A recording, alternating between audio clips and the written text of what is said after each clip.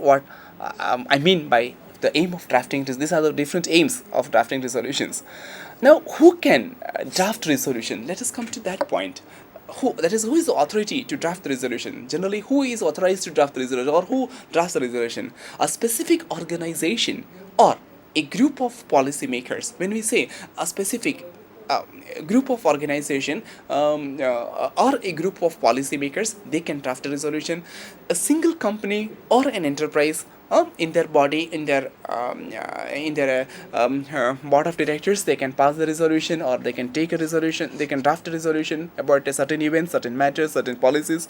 At the same time, a group of companies, enterprises that can share the same idea, that shares the same idea on a specific issue, can also equally draft a resolution, even jointly. Now, let us talk about the format of drafting the resolutions. What are the format to be kept in mind? Just behind, I just talked about the format of the memorandum, background, introduction, and also from secondary information and the action. In the same way, this is the format that we students have to keep in mind while drafting the resolutions. Let us come to the point. The first point is the heading. Now, the second point is the text. Now, the text includes two parts. That is preamble and the operative clauses. When we talk about the preamble, what is the preamble? And I will discuss in detail in the next slide. And these are the 2 points we have to keep in mind. That resolution has a very brief heading and text. And text contains preamble, means the initial lines of significance, and operative clauses means the actions that has suggested action to be taken place. Has to be mentioned over there.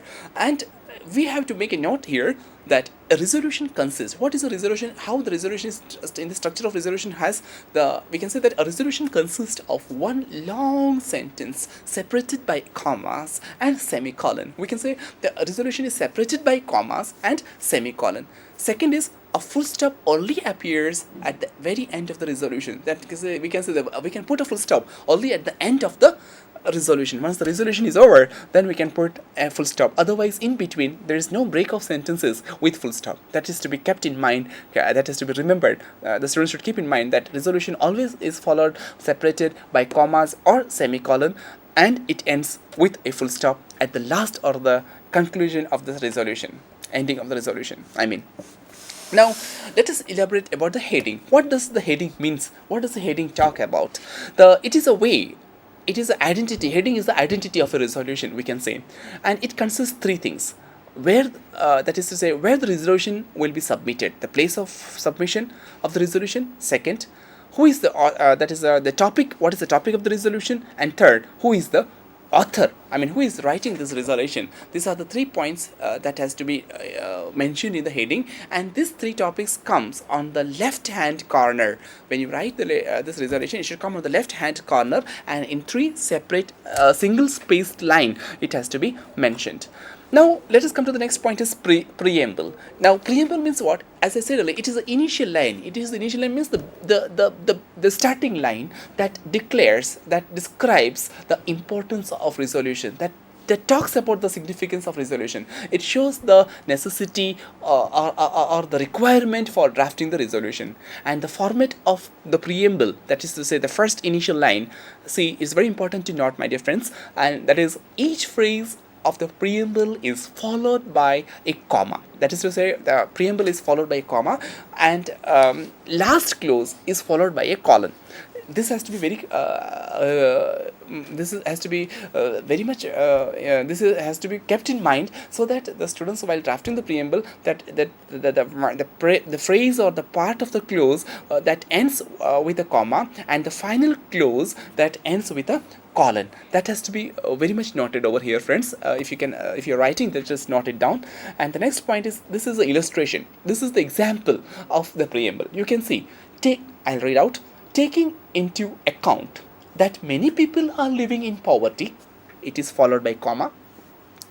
Noting with approval the steps taken by the General Assembly in dealing with this problem, again it is a comma. Please note it down. Alarmed by the standard of living in many countries, again it is followed by comma. Third is seeking to increase health standards throughout the world, then That is the last part of the preamble, and it is followed by a colon. Now the words that has to be taken into account or into mind in using the preamble is acknowledging, alarmed, appreciating, aware, concerned, keeping in mind, recognizing, and taking into consideration. These are the words that has to be kept into mind while drafting this resolution. We are coming to the second part of the text, that is operative clauses. Now, what are the operative clauses? As I said earlier, it suggests the action to be taken. They are the reasonable, in fact, they are the reasonable solutions that the company can enforce, that the company can implement. Enforce means can be put into practice. Enforce means not forced upon, but it can be taken for implementation. Now, if you talk about the format of the operative clauses, let us start. It should begin with a phrase. That means operative clauses always begins with a phrase with a capital letter, and each phrase ends with a semicolon. That means each clause or of the phrase ends with a semicolon, and the last ends with a full stop, that is a period. And we can number the phrase as well, or in some cases, if you want to underline certain points, you can underline even that part. The example of operative clauses, let us have a glance over the screen. Let us see, as I said earlier, the first clause begins with a capital letters, so the C is capital. Calls upon member states to increase economic aid to countries with poor health standards. It ends with a colon. Please make a note of that. Again, trust that Economic and Social Council will address this issue accordingly. Again, it is followed with a semicolon. The third operative clause is, again, it starts with capital letter, invites the World Bank and the International Monetary Fund to work on this problem. Again, it is followed with a colon. The third is encourages the use of non-government organizations and solving this problem. Now here, this is the last and the final clause, and that operative clause ends with a full stop here, because it begins with a capital but it ends with a full stop. So this is how, friends, the operative clauses has to be mentioned. And the words which are often or frequently used in drafting these operating clauses are, we can say, decides, declares, directs, encourages, recommends, reminds, requests, and supports, suggests, so on and so forth. These are the certain, we can say, clue words that has to be kept in mind while drafting the operating clauses here. Now, which are the do's and don'ts in drafting resolution? Let us come to that point here. What are the things that we have to keep in mind while drafting, and what are the things we should not keep in mind to end the while drafting the resolution? Now, do's, I'll have a brief. The time is going out very fast, and I had to conclude very in a very fast way. Do's are: it is write the correct name of the company or the country or the institution with which you are associated with. Number one. The second, number two, you have to keep in mind is use many different sources to support your point. You can use different sources to strengthen your point of statement. Third point is visualize the problem from different points of view. You have to visualize. You have to see the problems from different angles in your presentation, as well as present the realistic and specific solution. Finally, you have to put the specific and realistic solutions for the problem or issue that is being addressed over in the resolution. Don'ts, which are things you should avoid. Avoid inappropriate abbreviations. Don't use abbreviations over there.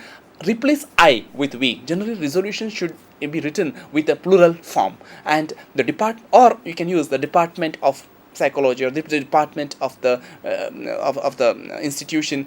You can use when you refer yourself. And avoid long resolutions. You should not write. It should be precise and concise. Once again, tips of writing the resolution. I'll just brief out. Which are the tips you should keep in mind while writing resolutions? Let us have a glance over it very fast.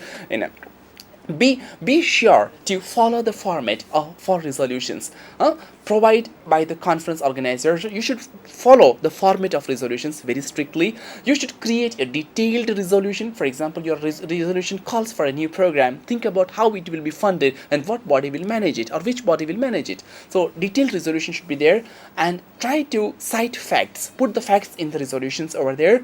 Be realistic. Be true in your approach and your presentation as well. Do not create objectives for your resolutions that cannot be made. Resolutions should not be have very fanciful, or we can say related to fantasies that cannot, imaginary resolutions should not be drafted that cannot meet the realistic futures about it. Make sure that your body can, or your can take the action suggested. That means it should be actual and to be stick to the reality. Now the references for further exploration, friends, are the books you can refer for your further we can say exploration. I would talk about is the effective communication in business by Dr. S.K. Agrawal, and business communication by we can talk about the business communication by S. Chand, as well as students can also refer to various slides or the websites related to it, www.slideshare.com, and even if you go for the concrete syllabus of various universities as well, you can in the syllabus, end of the syllabus also, you can find out more references which can be of a great use to you. Thank you very much for being with me this morning, and have a nice day. Thank you very much.